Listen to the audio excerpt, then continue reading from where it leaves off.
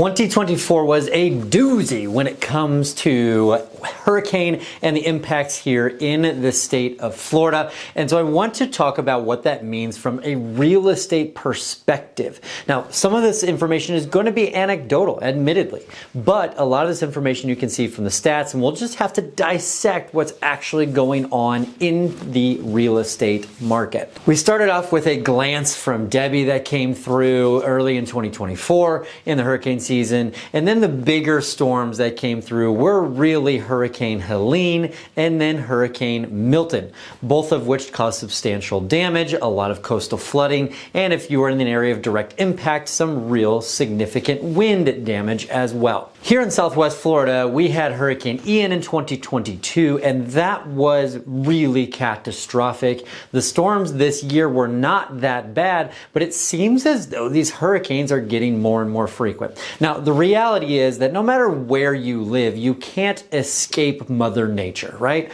Whether that's hurricanes or tornadoes or wildfires or avalanches, there are a lot of things that are other floods. Mother Nature has its way to cause problems. Now, I've always said in the state of Florida, the beautiful thing about hurricanes is they're rather large. You know well in advance when they're coming, and it makes that a lot easier than the Midwest where I came from, when a tornado could pop up out of nowhere and boom, you know, your whole house could be blown away, literally. Hurricanes you can plan for because you have a lot more time. But the new style of hurricanes, we have a lot less time than we used to. They used to come off the coast of Africa, and then we had a lot of time to kind of dictate and predict where it was going to be with all the spaghetti models. But now they seem to be coming together in around Central America and then making their way up into the Gulf of Mexico before they take a hard right into the state of Florida. So what's the deal? Is this a global warming issue? What, you know, and the jury's out as far as those things are concerned. But the reality is that people used to have a very short-term memory when it came to hurricanes. Hurricane came through. Everybody, you know, talks about it for a week in advance, and then you deal with a lot of the landscaping issues. You know, that's the typical thing. But after Ian, this was a major issue where some of the rebuild is going to take years and decades to bring back. And so it's not, our short-term memory just can't happen anymore, especially when you have the frequency of the storms that came. Now it's all of a sudden like, man, this is a really big problem. I've spoken to a lot of people here locally who either lost their homes or had significant damage and flooding to their homes during Hurricane Ian. They finally got back into their homes, and then they flooded in Helene and Milton just a couple of weeks later. And that just is a final straw on a lot of their backs to say, I am not going to be living here anymore. Now, what does here mean? And that's the point of this video. A lot of people have a lot of roots firmly planted in certain coastal areas throughout the state of Florida. So I was speaking with some people, residents of Sanibel. They grew up there. That's where their business is, all their friends. Like, they want to continue to live there, but they're tired of the storms. And so what we're seeing is a shift in how people buy real estate. We know that people are going to continue to want to come to Florida, especially during the winter months, which is our snowbird season, when it's freezing up north and people can get to the sunshine, the warmer temperatures, the Gulf of Mexico or the ocean if you're on the East Coast, golfing, etc. That will continue.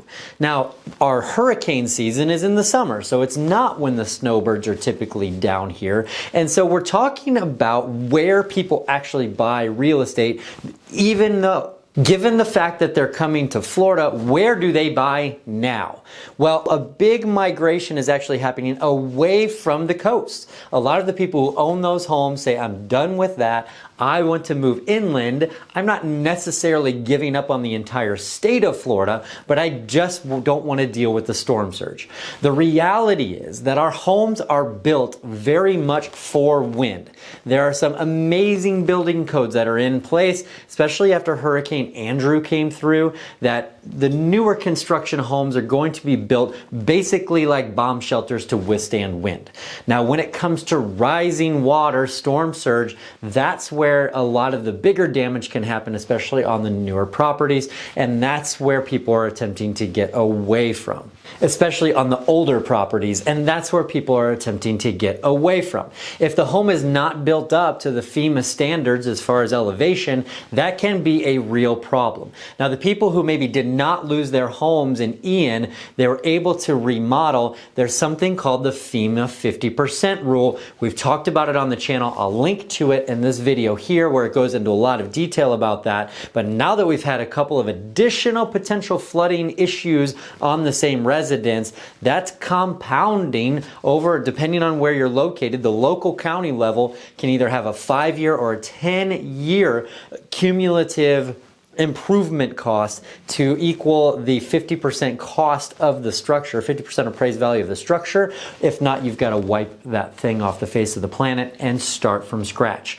Now, here's the deal. If somebody has to start from scratch, yes, the insurance money can kick in, but new construction and rebuilding is extraordinarily expensive, and many of the people who live in these areas simply cannot afford it. So they're in a spot here where they either can't afford the insurance to stay there, or they can't afford to rebuild a brand new structure. And so where we're seeing a significant impact is people are starting to choose new construction over the coastal, over the older properties because of the insurance costs, because of the building codes, and these are really big components to people get away from the coast. And most of the new construction is happening further east, and every mile that you go east, the hurricane, if it makes landfall, has significantly less impact.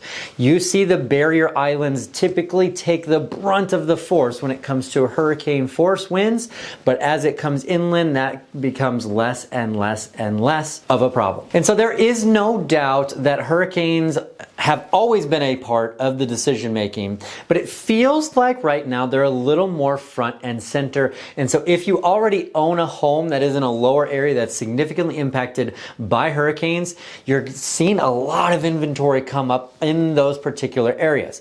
I was at a condo on the beach the other day. We were looking at the overall market with that local condo, and there had only been one recent comparable sale in the past 6 months where there were 38 properties on the market. So if you do the math on that, that's like 19 years worth of inventory, which is absolutely crazy. And the condo market has its own set of circumstances and challenges that they're dealing with right now. So the water is a bit muddy. There's no doubt about that. I believe that the demand will continue for Florida real estate. That is not going to go away. The question becomes around the affordability, and the question comes around the pricing. As our supply goes to about 8 months worth of inventory across the board right now, buyers have more options. If you're considering buying, it is a buyer's market where you have a lot of options. You just have to choose the best thing for you going forward that can ensure that you're going to be happy for many years to come with a home that's built to withstand potential storms in the future. Well, I hope that helps you understand what's going on with the overall market. As always, if you need any help, please reach out to me and my team. We would be happy to help you with any real estate related questions, especially here in Southwest Florida. And like and comment on the video. And as always, have a blessed day. Thank you.